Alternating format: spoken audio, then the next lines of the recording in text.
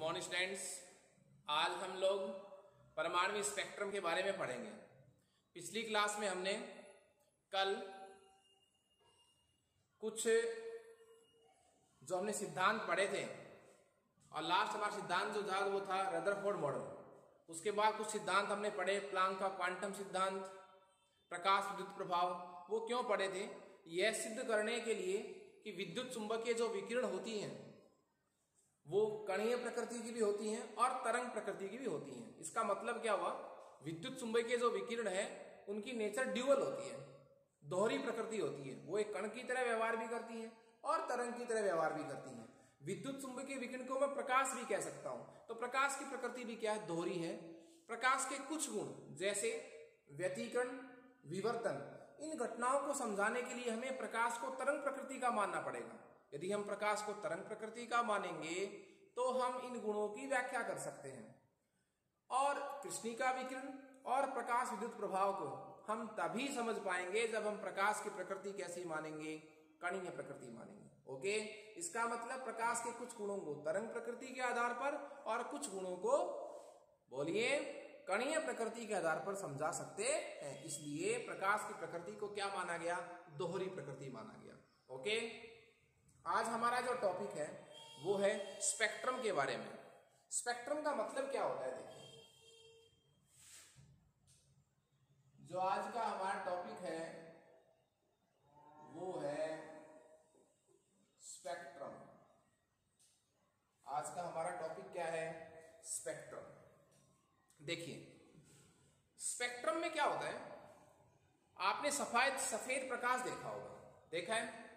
जो प्रकाश होता है, प्रकाश का वह भाग जो हमें दिखाई देता है वो दृश्य प्रकाश होता है, विजिबल लाइट जिसको मैं कह सकता हूं। विद्युत चुंबकीय विकिरण का बहुत सूक्ष्म भाग होता है विजिबल लाइट, दृश्य क्षेत्र, जो हम नग्न आंखों से देख सकते हैं। प्रकाश का संपूर्ण भाग हम कभी नहीं देख पाते। हम कौन सा क्षेत्र देख पाते हैं? दृश्य क्षेत्र देख पाते हैं, विजिबल लाइट हम देख सकते हैं। ओके, जब आप इस सफेद प्रकाश को,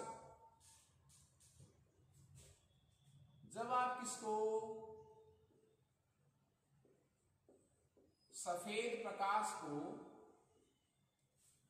जब आप सफेद प्रकाश को किसमें से गुजारते हैं? प्रिज्म में से। प्रिज्म एक क्रिस्टलीय दर्पण होता है। जब आप सफेद प्रकाश को प्रिज्म में से गुजारते हैं तो जो सफेद प्रकाश है वो 7 रंगों की पट्टिका में क्या हो जाता है? विभाजित हो जाता है। जब सफेद प्रकाश को प्रिज्म में से गुजारा जाता है तो सफेद प्रकाश 7 रंगों की पट्टिका में विभाजित हो जाता है। उस 7 रंगों की पट्टिका को हम क्या कहते हैं? स्पेक्ट्रम। ओके, मैं इसको ऐसे भी कह सकता हूं, ये विजिबल लाइट थी, सफेद प्रकाश, क्या कह सकता हूं मैं इसको? सफेद प्रकाश। जैसे आप सफेद प्रकाश को किसमें से पास करेंगे? बोलिए, विजिबल लाइट से। विजिबल लाइट को आप किसमें से पास करेंगे? प्रिज्म में से। तो जो सफेद लाइट है वो 7 रंगों की पट्टिका में विभाजित हो जाती है।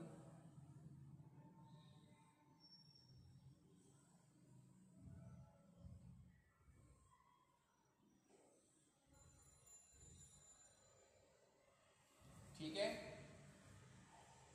तो जैसे ही आप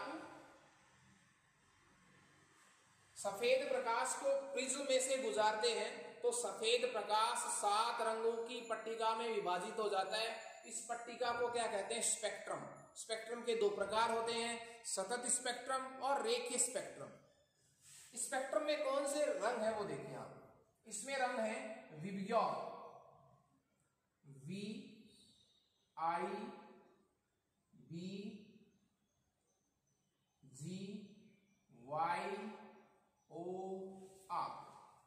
ये इसमें कलर है जिसको मैंने विबग्योर नाम दिया, बेंजा नी है पिनाला। देखिए ये तो क्या हो जाएगा वॉयलेट, जिसको मैं क्या कहूंगा बैंगनी। उसके बाद क्या है, उसके बाद है इंडिगो, जामुनी। तो ये हो गया बी, ये हो गया आई, बी से ब्लू मतलब नीला, ये बी, जी से ग्रीन मतलब हरा, वाई से येलो मतलब पीला, वाई, बेंजा नी है पिनाला ऑरेंज,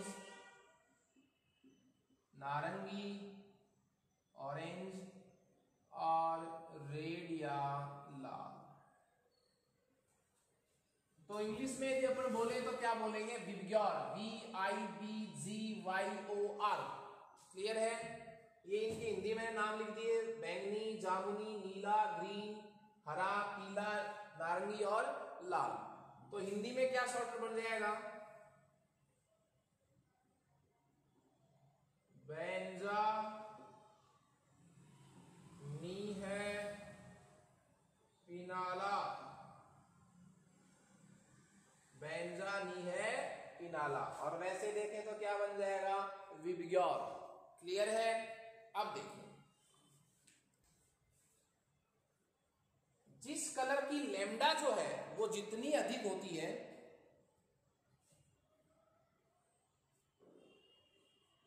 वो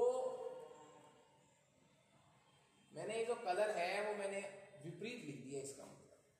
देखिए इसमें आपको करना क्या है, कलर जो है मैंने जो क्रम है वो मैंने इसमें विपरीत लिख दिया है। रेड मैंने कहाँ लिखा है, सबसे नीचे, जबकि रेड का जो विचलन होता है वो सबसे क्या होता है, कम होता है। तो ये जो जो क्रम है वो मैंने क्या लिख दिया है, विपरीत लिख दिया है साहब। क्रम क्या लिख दिया है मैंने, विपरीत। तो मैं करूंगा कुछ नहीं, इस क्रम को सही करने के लिए मैं इस डायग्राम को ही ऊपर की तरफ मोड़ दूंगा। इस डायग्राम को क्या कर दूंगा, मैं ऊपर की तरफ मोड़ दूंगा। ये लीजिए, ये वो विजिबल लाइट है, सफेद है। इसके बाद ये लीजिए, ये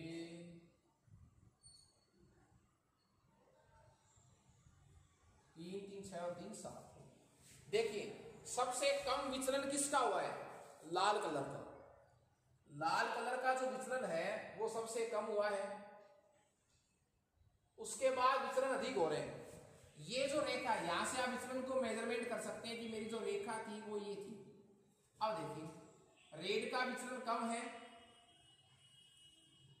उसके बाद किसका है, ऑरेंज का, फिर किसका है, येलो, फिर इस तरह सबके विचलन जो मैंने है आपको दिखा रखे हैं। तो सबसे कम विचलन किसका हो रहा है, रेड कलर का। लाल रंग की जो लैम्डा होती है, तरंग दैर्ध्य होती है, वो सर्वाधिक होती है, इसलिए उसका विचलन क्या होता है, सबसे कम। ध्यान से सुनिए आप, जो बैंगनी रंग होता है, बैंगनी रंग की जो है वो लैम्डा, बैंगनी रंग की जो लैम्डा है वो सबसे कम होती है, इसलिए बैंगनी रंग का विचलन क्या होता है, सबसे अधिक। रही बात लाल कलर की, जो रेड कलर होता है उसकी जो लैम्डा होती है, तरंग दैर्ध्य होती है लैम्डा, वो अधिक होती है, इसलिए लाल रंग का जो विचलन है वो क्या होता है, सबसे कम। इसीलिए खतरे के चिन्ह के रूप में हम लाल रंग को प्रयुक्त करते हैं। क्यों? क्योंकि जो लाल रंग होता है उसका विचलन जो है, उसका जो फैलाव है वो क्या होता है, बहुत कम, इसलिए हमें वो दूर से दिखाई देता है। क्लियर है? तो ये जो पैटर्न था कि सफेद प्रकाश को प्रिज्म में से गुजारने पर सफेद प्रकाश 7 रंगों की पट्टिका में विभाजित हो जाता है, जिसे स्पेक्ट्रम कहते हैं। स्पेक्ट्रम में 7 रंग हैं, जिनको मैं इस तरह याद कर सकता हूं, बेंजा नी है पिनाला, विबग्योर के नाम से भी याद रख सकता हूं। लाल रंग की जो तरंग दैर्ध्य होती है वो सर्वाधिक होती है, इसलिए उसका विचलन जो है वो कम होता है, वो कम फैलता है। बैंगनी रंग की जो लैम्डा है वो कम होती है, इसलिए उसका विचलन अधिक होता है। लाल रंग की लैम्डा चूंकि सर्वाधिक होती है उसका विचलन कम होता है, इसीलिए लाल रंग को खतरे के चिन्ह के रूप में प्रयुक्त किया जाता है। रेड लाइट देख लीजिए आप, कहीं भी ट्रेन को रोकने के लिए रेड कलर जो है वो दूर से हमें दिखाई दे सकता है, बहुत दूर से, उसका फैलाव कम होता है, वो कम धुंधला दिखाई देता है, इसलिए हम उसको खतरे के चिन्ह के रूप में प्रयुक्त करते हैं। स्पेक्ट्रम के दो प्रकार हैं, ये तो था स्पेक्ट्रम कहते किसे हैं। स्पेक्ट्रम के दो प्रकार होते हैं, लीनियर स्पेक्ट्रम और कंटिन्यूअस स्पेक्ट्रम। स्पेक्ट्रम के दो प्रकार हुए, स्पेक्ट्रम के कितने प्रकार हुए? दो। स्पेक्ट्रम के दो प्रकार हुए, एक तो हुआ सतत स्पेक्ट्रम, एक तो क्या हुआ सतत स्पेक्ट्रम, और एक हुआ रेखीय स्पेक्ट्रम।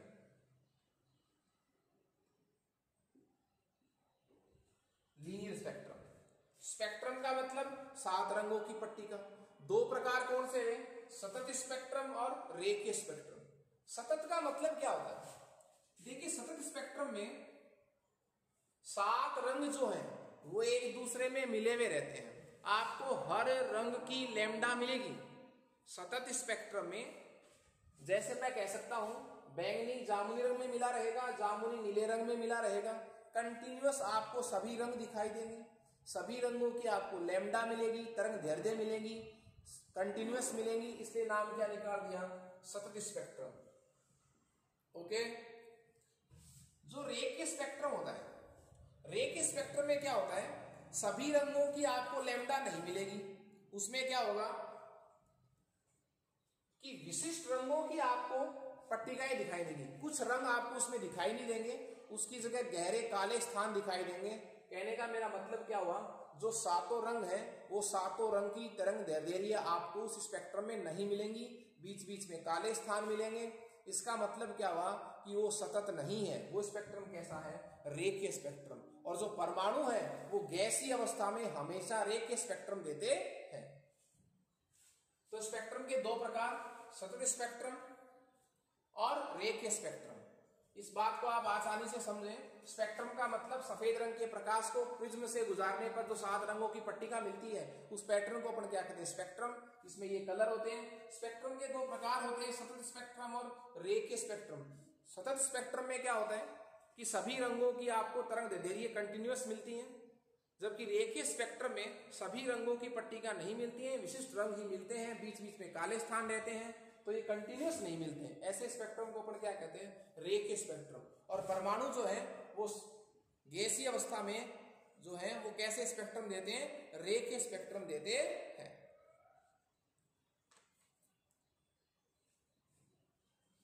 अब हम स्पेक्ट्रम को किसी एग्जाम्पल के थ्रू समझें।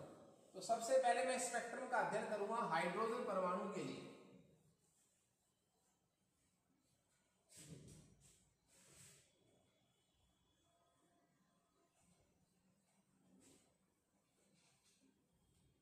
सबसे पहले मैं स्पेक्ट्रम को किसके लिए पढ़ूंगा? हाइड्रोजन परमाणु के लिए। तो मेरा टॉपिक हो गया है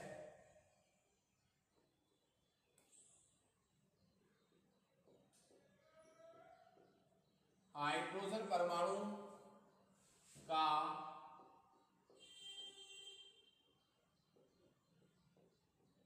रेखीय स्पेक्ट्रम। मैं रेखीय स्पेक्ट्रम पढ़ रहा हूं किसके लिए? हाइड्रोजन परमाणु के लिए।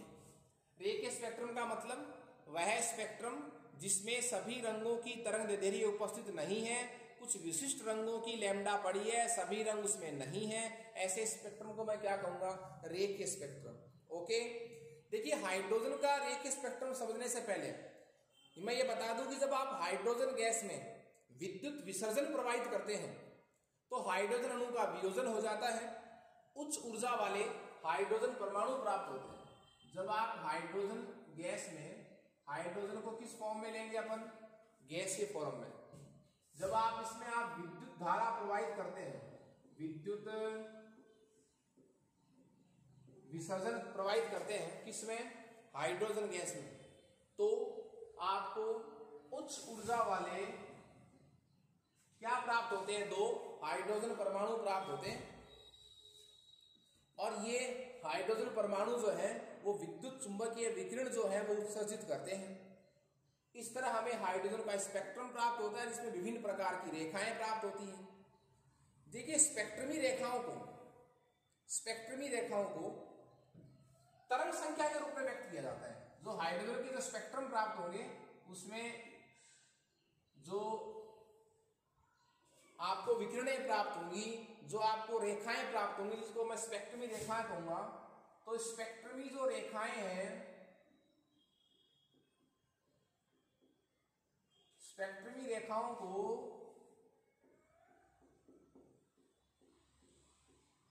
तरंग संख्या न्यू बार के रूप में व्यक्त किया जाता है। मेरे कहने का मतलब क्या हुआ, परमाणु के स्पेक्ट्रम में जो रेखाएं प्राप्त होंगी, जिनको मैं स्पेक्ट्रमी रेखाएं कहूंगा, उन स्पेक्ट्रमी रेखाओं को किसके थ्रू व्यक्त किया जाएगा, तरंग संख्या या न्यू बार के थ्रू व्यक्त किया जाएगा। ओके, वैज्ञानिक था रीडबर्ग। वैज्ञानिक कौन था, रीडबर्ग। और रीडबर्ग नाम के वैज्ञानिक ने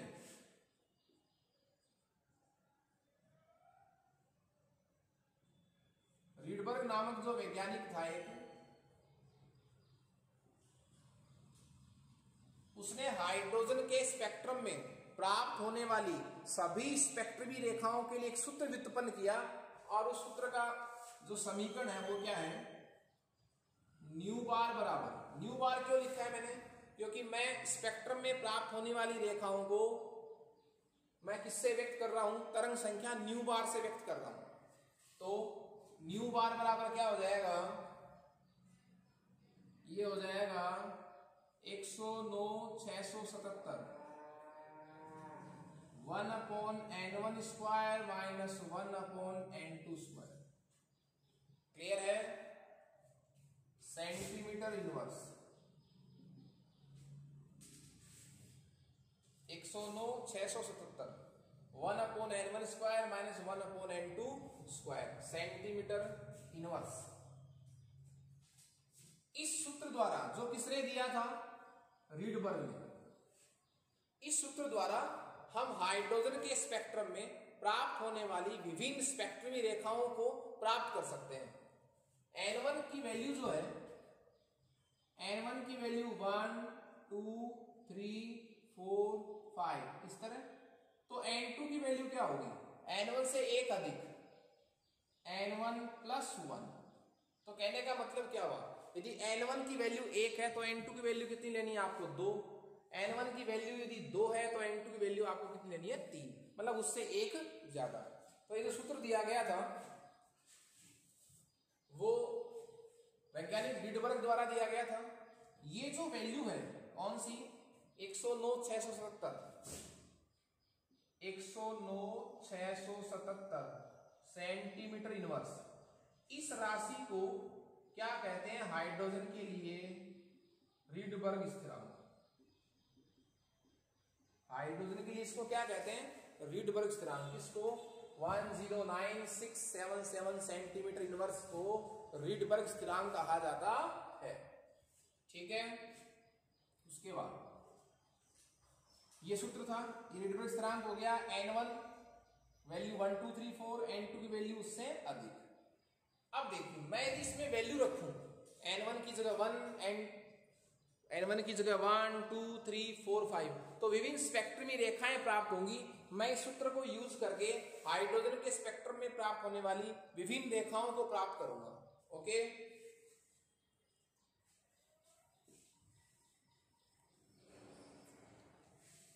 तो हाइड्रोजन का जो रेखीय स्पेक्ट्रम हमें मिला था उसका डायग्राम हम बनाएंगे।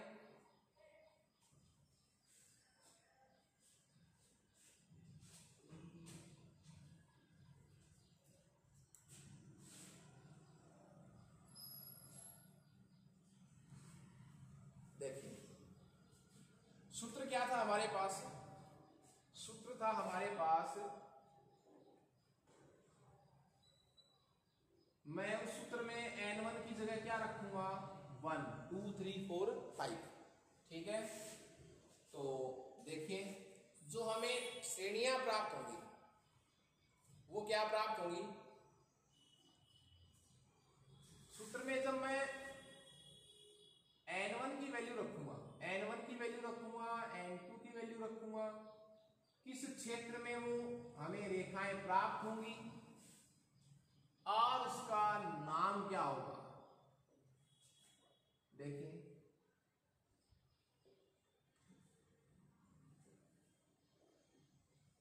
सूत्र क्या था हमारे पास?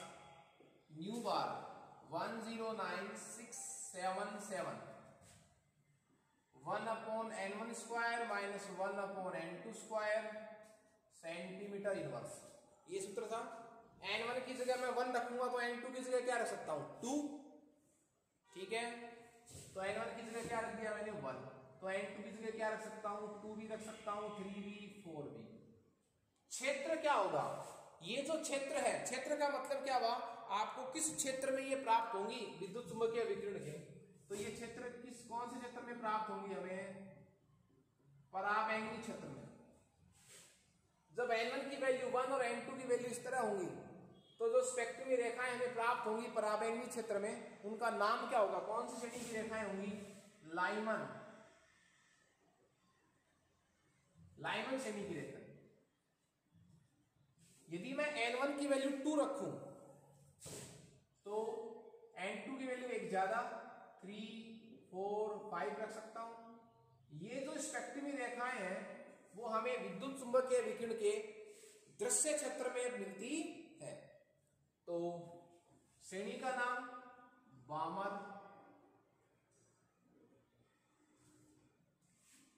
n1 की वैल्यू कितनी रखूं? 3। तो n2 की वैल्यू 4 5 6। ये हमें विद्युत चुंबकीय विकिरण के इंफ्रारेड अवरक्त क्षेत्र में प्राप्त होती हैं और श्रेणी का नाम है पास्टन। लाइमन, बामर और पास्टन।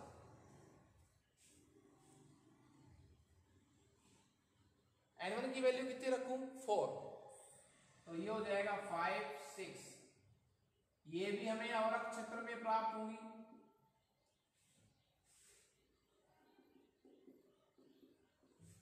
और नाम क्या हो गया श्रेणी का? ब्रैकेट।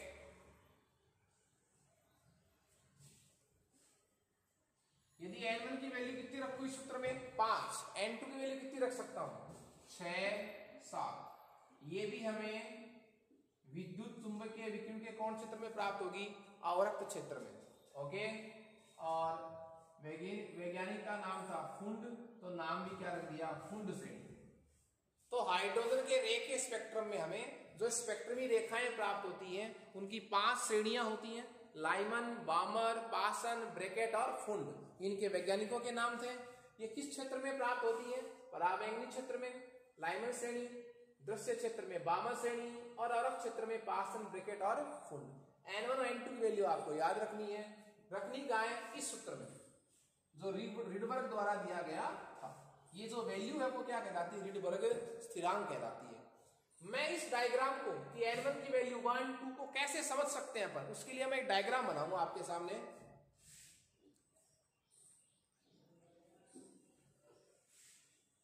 लेकिन n1 n2 का मतलब क्या है वो आप समझिए।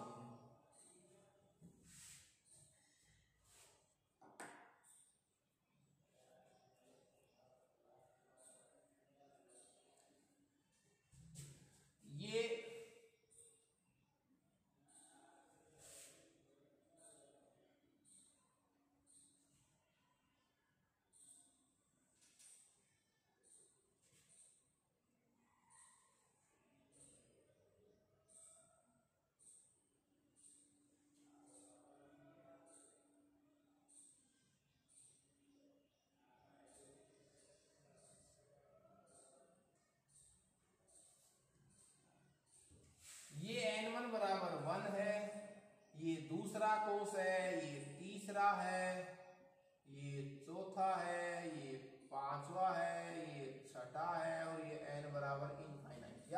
अनंत, कोई दिक्कत नहीं है।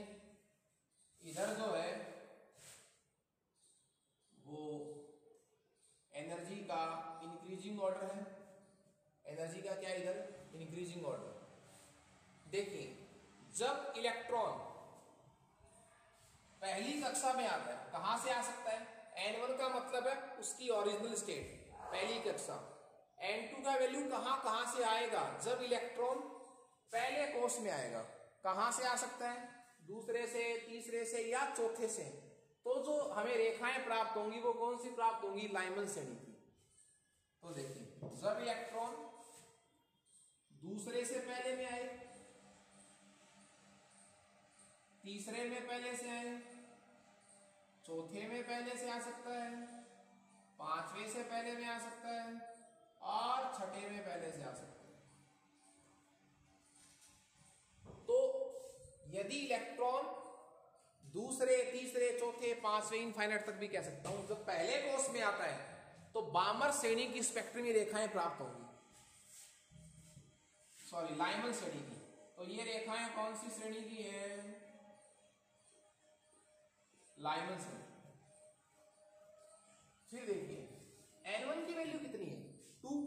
जब इलेक्ट्रॉन दूसरे पे आए, कहां से आ सकता है, तीसरे से, चौथे से, पांचवें से, इनफाइनाइट तक।